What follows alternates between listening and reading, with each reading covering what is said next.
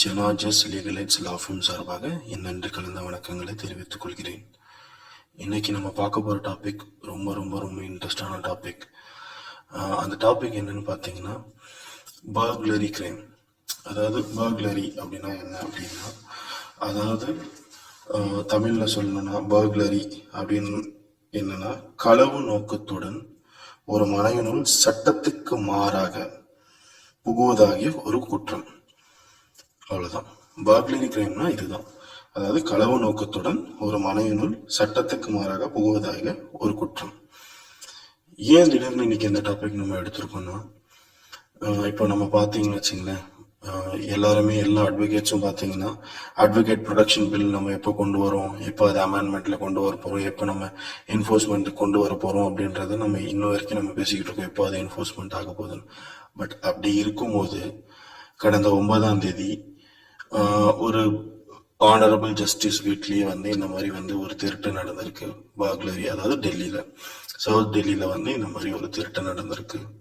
இந்த மாதிரி நம்ம யோசிச்சுட்டு இருக்க நேரத்துல ஒரு ஜட்ஜ் வீடா இருந்தாலுமே அது சேஃபஸ்ட் பாசிபிளா இல்லை அப்படின்றதுக்காக தான் நம்ம இன்னைக்கு இந்த டாபிக் எடுத்திருக்கோம்.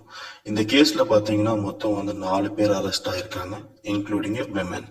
ஒரு லேடியும் கைது பண்ணியிருக்காங்க. பட் ஆஸ் பர் இது யாரோட நேம்ஸ் ஷேர் பண்ணல இப்போ நான். பட் இது சவுத் டெல்லியில் பார்த்தீங்கன்னா இவங்க ரொம்ப நாளாக அந்த வீடை பார்வையிட்டிருக்காங்க. கடந்த மாதம் அவங்க சொந்தக்காரங்க போனப்போ வீடு நார்மலாக இருந்திருக்கு. நெக்ஸ்ட் டே அவங்க பார்க்கும்போது க்ளீன் பண்ணுறதுக்காக மறுபடியும் நெக்ஸ்ட் டே போகும்போது பின்னாடி வெளியே திறந்து இந்த மாதிரி எடுத்திருக்காங்கன்றத போலீஸ் ஸ்டேஷனில் கம்ப்ளைண்ட் கொடுத்துருக்காங்க. போலீஸ் ஸ்டேஷன்ல கம்ப்ளைண்ட் எடுத்து செக் பண்ணதுல 4 குற்றவாளிகளை கைது பண்ணியிருக்காங்க. அதுல ஒரு குற்றவாளி, ரொம்ப முக்கியமான குற்றவாளி, ரொம்ப ட்ரெயின்டு குற்றவாளி. ஜுவனைல இருந்து, அதாவது சின்ன வயசுல இருந்து மேஜர் ஆகிறதுக்கு முன்னாடி அவர் இந்த மாதிரி பல திருட்டு சமூகத்துல ஈடுபட்டிருக்காருன்றது தெரிய வந்திருக்கு. மொத்தம் அவர் மேல 16 கேஸ் இருக்கு இதுக்கு முன்னாடி. இது 17வது கேஸ் அவர் மேல. ஸோ இந்த மாதிரி இது ஏன் இன்னைக்கு நம்ம இந்த டாபிக் எடுத்திருக்கோம்னா, ஒரு சேஃபஸ்ட் என்வரான்மெண்ட் நமக்கு எப்பவுமே இருக்கணும். ஃபார் எக்ஸாம்பிள், யூடியூப்ஸ்ல நம்ம வீடியோ போடுறோம், ஒரு அவேர்னஸ் நமக்கு வேணும். யூடியூப்ஸ்ல நம்ம வீடியோ போடுறோம், ஃபேஸ்புக்ல நம்ம வீடியோஸ் போடுறோம், நம்ம வெளியே போறதை நம்ம அப்டேட் பண்றோம், நம்ம இங்கே தான் போறோன்றதை நம்ம டைரக்டாவே நம்ம லொகேஷன் ஷேர் பண்றோம். பிகாஸ் எல்லாருக்குமே என்ன ஆச்சுன்னா, வி ஆர் செலிபிரிட்டிஸ் அப்படின்ற மாதிரி ஒரு தாட்டுக்கு நம்ம வந்துட்டோம். ஸோ நம்மளோட வீடு, நம்ம வீட்டுக்குள்ள இருக்கிற ஒவ்வொரு விஷயமும் இது எல்லாமே காட்டுனதுக்கு அப்புறமா இந்த மாதிரி ஆளுங்க என்ன பண்றாங்கன்னா, ஒரு பிளம்பர் மாதிரியோ ஒரு எலக்ட்ரிஷியன் மாதிரியோ வெளியில நமக்கு வெளியில காட்டிட்டு, ஸோ டோர்ஸ் என்ன டெஸ்ட் படிஞ்சிருக்கா, டோர்ஸ்ல என்னென்ன நிலைமை இருக்கு, நம்ம வீட்டோட டோர்ஸ் என்ன கண்டிஷன்ல இருக்கு, உடைக்க முடியுமா, இது எல்லாமே அவங்கள ஈஸியா ஐடென்டிஃபை பண்ணிக்கிறாங்க. ஸோ நம்ம ஒரு எலக்ட்ரிஷியனையோ பிளம்பரையோ ஐடி கார்டு ஷோ பண்ண நம்ம எப்பவுமே கேட்க மாட்டோம்.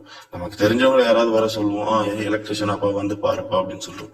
ஸோ இந்த மாதிரி ஆளுங்க எப்பவுமே ஒரு சேஃபஸ்ட் என்வரான்மெண்ட்டுக்குள்ளேயே இருக்காங்க. Yes, we are electrician, we are plumbers அப்படின்ற ஒரு சேஃபஸ்ட் ஒரு என்வரான்மெண்ட்லயே இருந்துக்கிட்டு இருக்கிறவங்க எல்லாரையுமே சீட் பண்ணிக்கிட்டு, ஃப்ராட் பண்ணிக்கிட்டு, ஸோ இந்த மாதிரி ட்வெல்லிங் பண்ணி,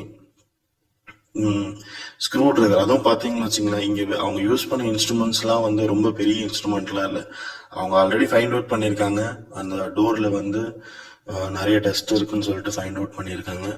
ஈஸியா வெறும் ஸ்க்ரூ டிரைவர் யூஸ் பண்ணி அந்த டோரை உடைச்சு உள்ள இறங்கி உள்ள இருந்து பணம், நகைகள் எல்லாத்தையும் திருடி இருக்காங்க. திரும்ப எல்லாமே போலீஸ் தன்னோட கட்டுக்குள்ள எல்லாத்தையும் எடுத்துட்டு வந்துட்டாங்க. But still there is no safe. So that's why I'm requesting each and everyone to be safe. நீங்க உங்க வீடை காட்டலாம், உங்களோட லைஃப் ஸ்டைலை காட்டலாம், but wherever you are going, local ஸ்டேஷன்ல ஒரு இன்ஃபர்மேஷன் கொடுத்துட்டு போங்க. we are going from here and there, and அதாவது நாங்கள் இங்கேருந்து அங்கே போகிறோம், நாங்கள் திரும்பி வர இத்தனை நாள் ஆகும். ஸோ எங்களோட வீட்டை கொஞ்சம் பாதுகாப்பாக வைங்க. முக்கியமாக சிசிடிவி கேமராவை நீங்கள் உங்கள் வீட்டுக்குள்ளே வச்சுக்கிறது ரொம்ப அவசியமான ஒரு விஷயம். அது எப்பவுமே இயங்குதா அப்படின்றத தயவு செஞ்சு செக் பண்ணுங்க. நம்மளோட வீட்டில் நம்ம சிசிடிவி வச்சுக்கிறதுனால அதில் எந்த ஒரு குற்றமும் இல்லை. நம்மளோட வீட்டில் நம்மளோட சிசிடிவி வச்சிருக்கிறது அது நம்மளுடைய பாதுகாப்புக்கு மட்டும்தான், மற்ற வேற எந்த பிரச்சனைக்காகவும் இல்லை. சரி, ஓகே.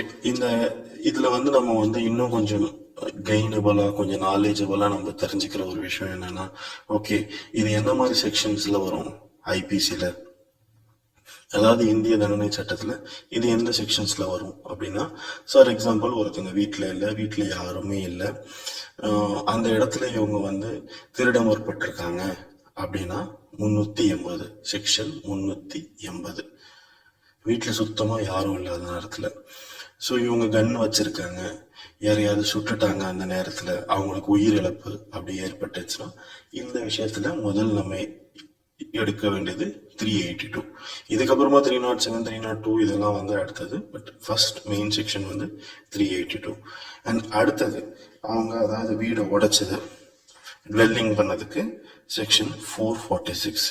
இது அடுத்தது நம்ம 378 இதுல கோட் பண்ணலாம். But quote in the sense I'm so sorry, 378 maybe இதுல யூஸ் பண்ணலாம். But the thing is the main sections is 380, 382 and 446.